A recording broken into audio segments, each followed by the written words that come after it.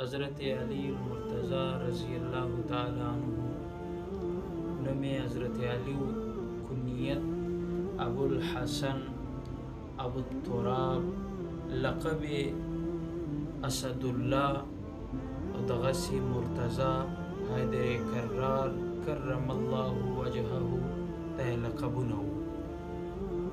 حضرت علی رضی اللہ تعالی عنہ د پلار نوم عبد مناف کنیت ابو طالب والدین نوم فاطمہ بنت اسد. اللہ تعالی سلور اعزاز حضرت علی رضی اللہ تعالی عنہ ته ډیر زبردست خایسته ورکړي. اول اعزاز د رسول الله صلی الله علیه وسلم صحابی کېدل. حکم وزنکو کی اول اسلام سے چا راوړی دا صحابی شرف ورته حاصل سوی دا هغه حضرت علی شیر خدا رضی الله تعالی. دوم اعزاز د الله رسول په حضرت علی رضی الله تعالی عنہ باندې د امانتونو اعتماد. کله چې هجرت کوی نو د تر زوی حضرت علی رضی الله تعالی عنہ ته وویل چې ته دلته پاته سه د ما په کټ پرېوځه، د امانتونه د خلکو بیرته واپس کا، بیا به ته پسې راسې. دریم تر ټولو غټ اعزاز چې د حضرت علی رضی الله تعالی عنہ دا هغه دا چې کله رسول الله صلی الله علیه وسلم مدینې ته تشریف راوړ، بایچاره خپلولي دپاره ورورګیلوي جوړوله، نو ټولې دوه مهاجر او د انصارو جوړې جوړې کړي. کله د حضرت علی وار راغوی نو رسول الله خپله ورته وویل ای علی انت اخی فی الدنیا والآخره، ته به د ما ورور یې په دنیا کې هم په آخرت کې هم.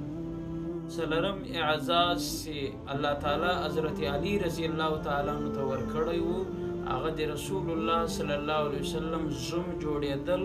رسول الله خپله د ځیګر ټوکړه حضرت فاطمة الزهرا د جنت د ښځو د جنتیانو د ښځو سرداره، نو هغه یې په نکاح باندې ورکړه. بلکې زه دا وایم بیا جا به نه وي چې د الله رسول هر کار کې په وحي باندې کې.